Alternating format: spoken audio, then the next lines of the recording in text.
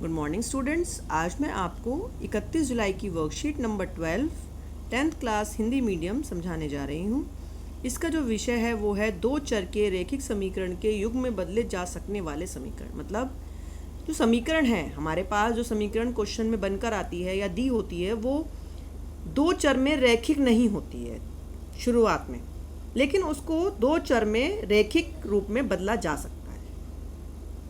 हमने पढ़ा है पीछे अभी वर्कशीट्स में कि हम दो तरह से किसी भी समीकरण को हल कर सकते हैं, या तो आलेखीय रूप में यानी ग्राफीय विधि द्वारा, या बीजगणितीय दो विधि हैं, प्रतिस्थापन विधि और विलोपन विधि। वज्रगुणन विधि भी है, लेकिन ये हमें हमारे सिलेबस से कट कर दी गई है इस साल, तो हमें अभी ये विधि नहीं करनी है। लेकिन मैं इसके लिए भी वीडियो जो है वो इम्पॉर्टेंट सेगमेंट में डालूंगी, तो वहाँ जाकर आप उसमें वीडियो देख सकते हैं और इसका चाहें तो प्रैक्टिस कर सकते हैं, क्योंकि कुछ कुछ क्वेश्चंस ऐसे हैं जिसमें ये जो विधि है ये काफ़ी इजी तरीके से क्वेश्चन को सॉल्व करने में हेल्प करती है। इसमें जो उदाहरण दिया गया है इसको ध्यान से समझेंगे। दो महिलाएं और 5 पुरुष किसी काम को मिलकर 4 दिन में पूरा करते हैं। तो इसके लिए हमें सबसे पहले ये समझना है कि काम क्या होता है और काम को पूरा करने का क्या मतलब है। मान लीजिए मैं किसी काम को 4 दिन में पूरा करती हूँ।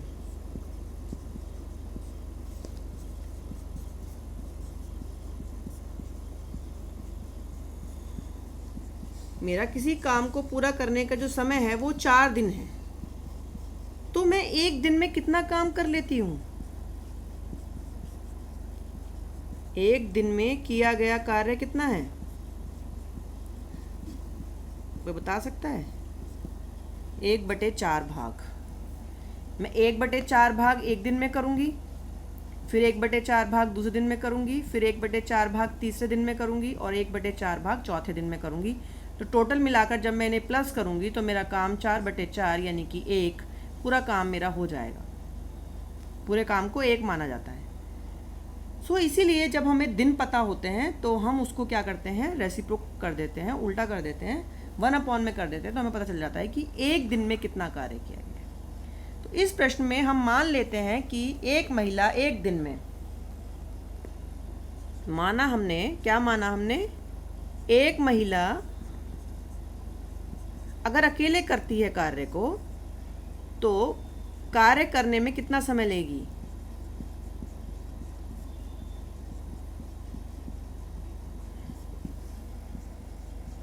कितना समय लेगी? मान लीजिए हमने x दिन लेगी। और अगर एक पुरुष करता है किसी कार्य को तो वो करने में समय लेगा y दिन। इसका मतलब क्या है कि महिला एक दिन में जो काम करेगी वो होगा 1/x, और पुरुष एक दिन में जो काम करेगा वो होगा 1/y। ठीक है, एक दिन में इतना काम महिला कर लेगी। हमारी दीवार खड़ी करनी है तो इतना भाग वो कर लेगी, और ये इतना भाग करेगा एक पुरुष। अब हमारे पास क्वेश्चन में कहा गया है, प्रश्नानुसार ये कहा गया है हमें कि 2 महिलाएं हैं। इसका मतलब 2 महिलाएं मिलकर कितना काम करेंगी।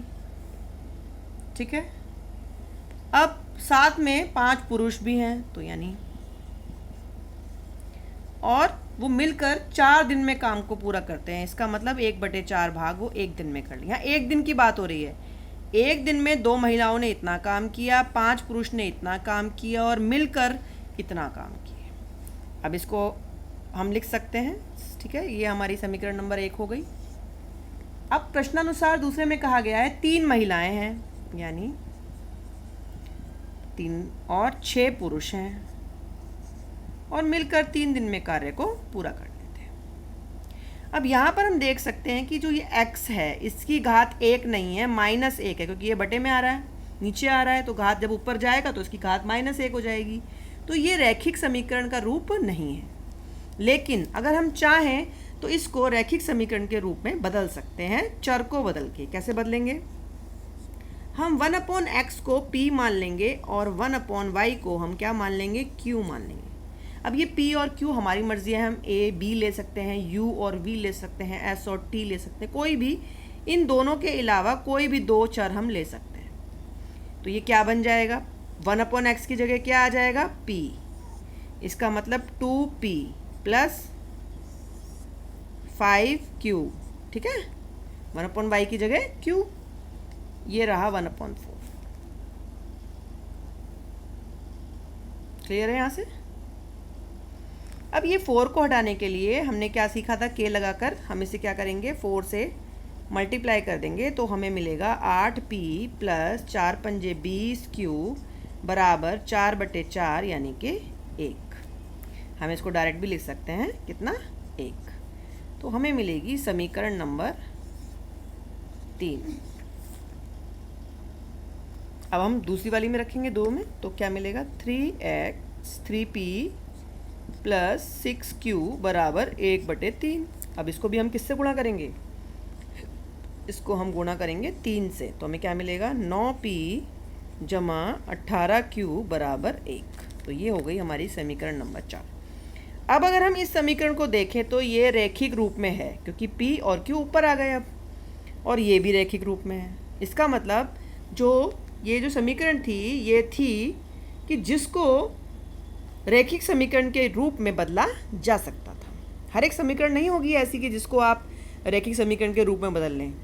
तो ये 1/x और 1/y जब भी आएगा तब हम उसको 1/x को p पुट करके और 1/y को q पुट करके उसको चेंज कर लेंगे रैखिक समीकरण के रूप में, और जो हमने विधियाँ पहले सीखी हैं हल करने के लिए उस विधि द्वारा हम हल करेंगे। चाहे तो हम प्रतिस्थापन विधि का इस्तेमाल कर लें और चाहे हम विलोपन विधि का इस्तेमाल कर लें। अब हमारा क्वेश्चन जो है वो क्या है, पहले p और q का मान निकालना और फिर p और q से x और y का मान निकालना। देखें ज़रा इसको कैसे हल करेंगे हम आगे। तो इसको अगर हम आगे जाएं तो अब हमारे पास 2 समीकरण हैं। पहली है 8p जमा 20q बराबर 1, 9p जमा 18q बराबर 1। अब मुझे इसको विलोपन विधि द्वारा अगर हल करना है तो मुझे यहाँ 8 को 9 से और 9 को 8 से, इन दोनों को आपस में क्रॉस मल्टीप्लाई, तो यहाँ मुझे किससे गुणा करना है, 9 से, और यहाँ मुझे किससे गुणा करना है, 8 से। तो 9 8 72p प्लस 9 दूनी 18 180q बराबर 9। 8 से करूँगी तो 81p प्लस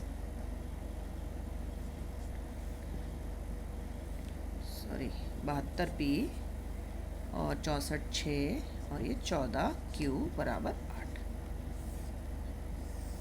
अब इसका मुझे क्या करना है, विलोपन विधि के लिए साइन चेंज करने हैं, क्योंकि ये दोनों समान साइन के हैं तो मुझे घटाना है। ये कट गया तो क्या बचा, 36q बराबर 1। तो q बराबर 1/36, ये हमारा q का मान आया। अब हमारे पास 2 तरीके हैं, या तो हम यहाँ से पहले q से पहले y का मान निकाल लें और फिर इस समीकरण में y का मान पुट करके x का मान सॉल्व कर लें, या फिर हम पहले इधर पुट करके पहले क्या निकालें, p निकालें और फिर x और y निकालें। तो जो स्टैंडर्ड तरीका है वो यही है कि पहले p निकाला जाए। तो 8p प्लस 20q बराबर 1, ये क्या है, हमारी इक्वेशन है। इसमें हम q का मान रखेंगे। हो सकता है आपके उदाहरण में जो है वो अलग तरीके से दिया हो, अगर आपको वो समझ आता है तो आप वैसे भी कर सकते हैं। अब इसे काटेंगे तो क्या कटेगा, ये यहाँ से